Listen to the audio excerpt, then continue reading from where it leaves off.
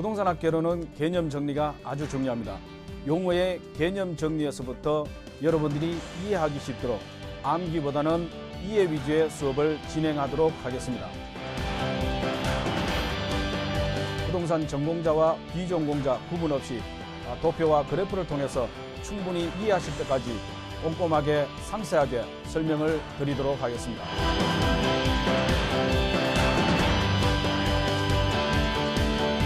경록을 선택하신 여러분에게 합격을 안겨드리겠습니다. 여러분 화이팅! 자, 여러분 반갑습니다. 2019년도 부동산 학개론 강의를 진행하도록 하겠습니다. 자, 무엇보다 여러분들은 학개론을 충실하게 학습하셔야만이 다른 과목들도 잘 하실 수가 있습니다.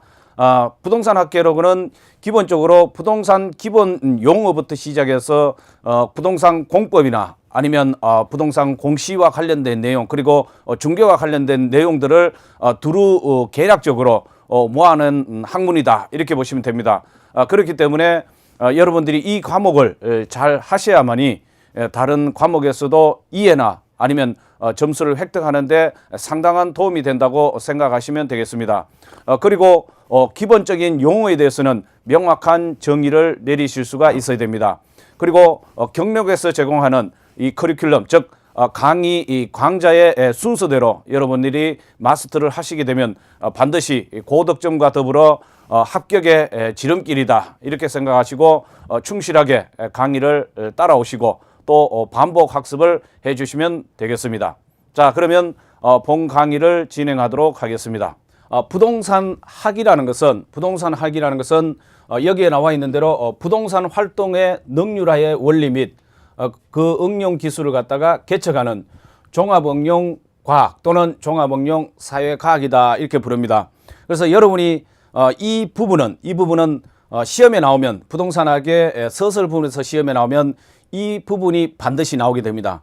그리고 나머지 부분은 실제 시험과는 조금 동떨어져 있다고 보시면 되고 여기서 부동산 활동의 능률화의 원리 이렇게 얘기했지 않습니까? 이 부동산 활동이라는 것은 인간이 부동산을 대상으로 하는 모든 활동이 바로 부동산 활동입니다. 즉 매매라든가 아니면 뭐 임대차라든가 중개라든가 감정평가라든가 이러한 것들이 모두 부동산 활동입니다.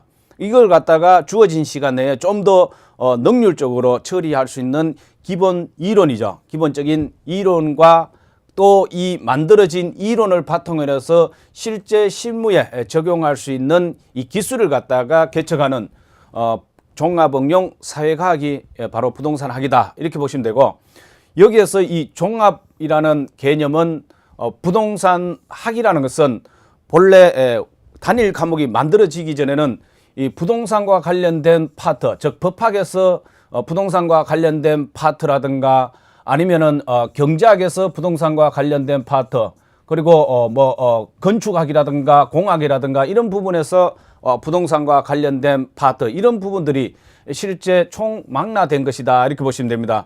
그래서 이걸 좀 더 넓게 말씀을 드린다면은 법률적 측면과 그 다음에 경제적 측면, 그 다음에 기술적 측면에서의 부동산과 관련된 내용들을 실제 실무에 적용할 수 있는, 즉 응용할 수 있는 이론을 바로 우리는 이제 부동산 학이다 이렇게 보는 것이고, 특히 주의하셔야 될 것은 여기 주의라고 해놨다시피 이 부동산학은 사회과학이죠. 사회과학이라는 것은 경험과학입니다. 그렇기 때문에 시험에 출제됐을 때 뭐 순수과학이라고 한다든가 아니면 자연과학이라고 하게 되면 틀리다는 거. 그래서 다시 한번 강조하지만 부동산학은 종합응용 사회과학입니다. 시험에 나오면 이 뒷부분이 반드시 출제되기 때문에 이 부분만 여러분이 꼭 주시해 주시면 되겠습니다.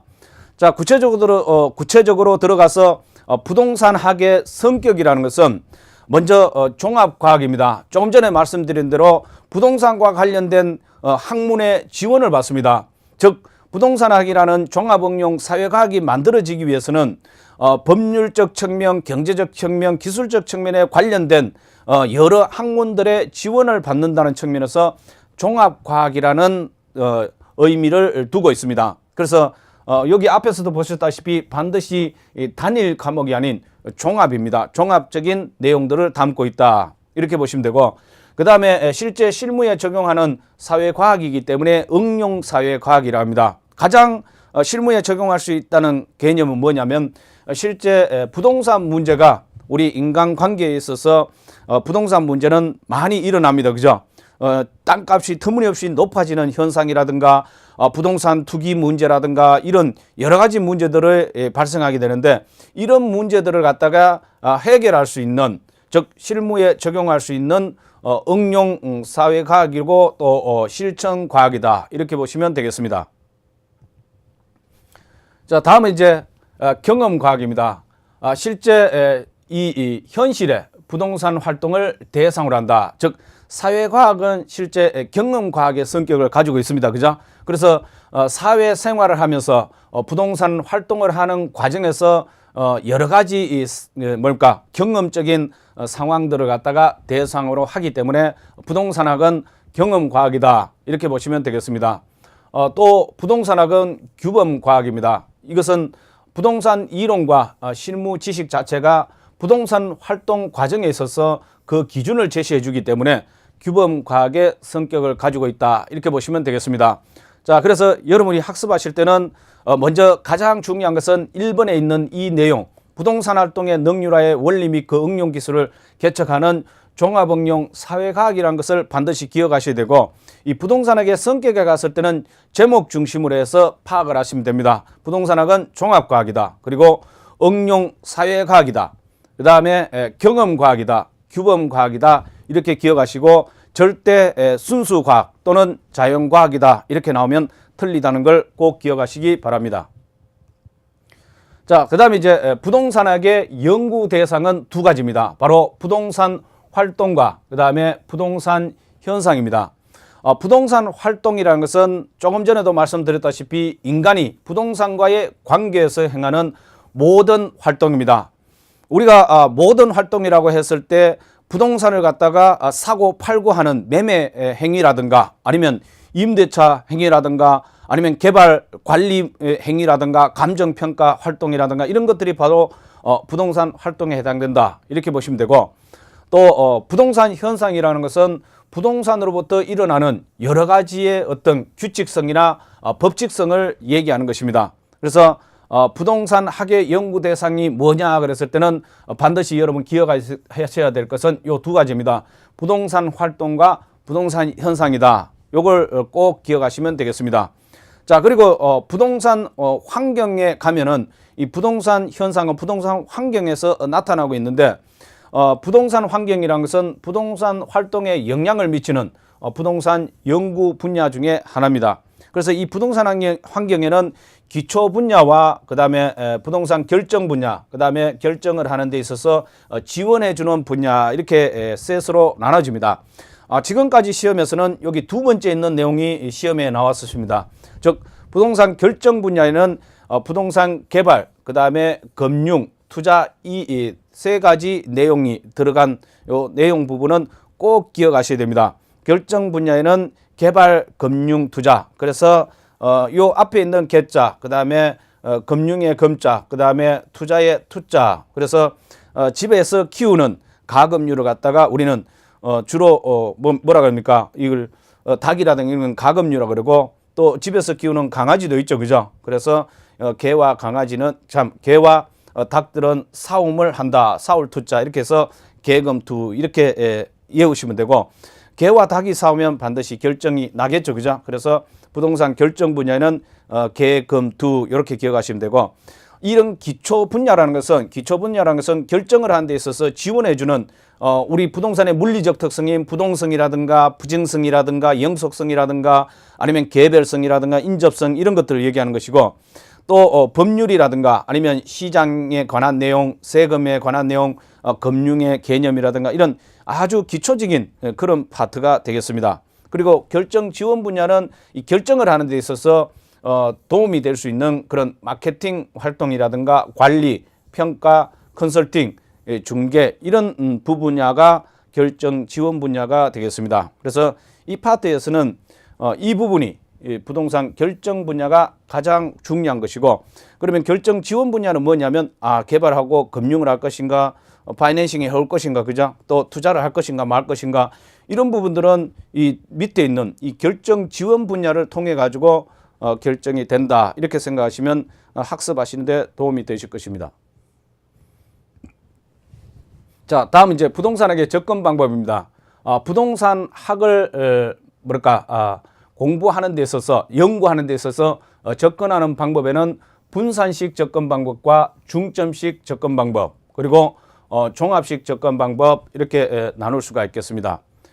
먼저 분산식 접근 방법이라는 것은 법학, 경제학, 공학 즉 법률적 측면의 학문, 경제적 측면의 학문, 기술적 측면의 이런 기본적인 학문이죠. 그러니까 각 학문별로 학문 분야별로 부동산을 다루는 접근 방법이 분산식 접근 방법이다 이렇게 보시면 되겠습니다. 자, 그리고 중점식 접근 방법이라는 것은 부동산 및 부동산 활동의 특정 측면, 이게 학문이 아니고 부동산과 관련된 아까 여기 있던 이 법학이라든가 이런 부분 같으면은 법률적 측면에 해당되겠죠, 그죠? 법률적 측면에 해당될 것이다. 그러면 여기에는 여러 가지 이제 법들이 있겠죠. 사법도 있을 것이고, 그다음에 뭐 공법도 있을 것이고, 그죠? 여러 가지 공시법, 공간정보 구축 및 관리 등에 관한 법률 이러한 여러 가지 이 법학 부분이 있을 겁니다. 이걸 총망라한 것이 바로 법률적 측면이 되겠죠. 그다음에 또 뭐가 있습니까? 경제학을 포함한 경영학이라든가 이런 걸 포함시켰을 때 이런 것들은 경제적 측면이 되겠죠. 경제적 측면이 될 것입니다. 자, 경제적 측면에 가면은 뭐가 있다고요? 바로 경제학이라든가 아니면 경영학이라든가 아니면 뭐 금융이라든가 이런 것들이 있겠죠. 이런 걸 총망라한 것이 경제적 측면입니다. 그다음에 이제 기술적 측면이 있는데 이 기술적 측면은 바로 공학이라든가 여러 가지 공학이 있겠죠, 그죠? 그다음에 뭐 건축학이라든가 이런 것들이 있겠습니다. 이런 것들을 총망라한 전체를 아우러놓은 측면이 바로 기술적 측면이 될 것입니다. 그래서 이렇게 측면별로 특정 측면별로 법률적 측면에서 접근한다든가 아니면 경제적 측면에서 접근한다든가 기술적 측면에서만 접근하는 이런 형태로만 중점을 두고 접근하면은 이것은 중점식 접근 방법이 되겠습니다. 자, 다음은 이제 종합식 접근 방법인데 이 종합식 접근 방법의 내용을 갖다가 먼저 결론을 낸다면 우리나라가 부동산학을 연구할 때 접근하는 방법 중에 하나가 바로 종합식 접근 방법입니다. 자, 그래서 요 부분에서는 부동산학의 접근 방법에서는 3번만 기억하시면 되겠습니다. 3번을 꼭 기억하셔야 됩니다. 이 얘기는 부동산을 법률, 경제, 기술적 측면 이 모든 측면을 갖다가 다루는 즉 복합 개념으로 이해하는 접근 방법이 되겠습니다. 아까 이 세 가지 중에서 한 가지 측면씩만 접근하면 중점식 접근 방법이죠. 그리고 이 측면 안에서도 한 가지 과목들만 접근하면은 분산식 접근 방법이다 그런 뜻입니다. 그런데 종합식 접근 방법은 이러한 법률, 경제, 기술적 측면 모든 측면의 개념을 총망라해서 접근하는 그런 방법이다 이렇게 보시면 되고 또 복합 측면의 이론을 토대로 시스템적 사고방식에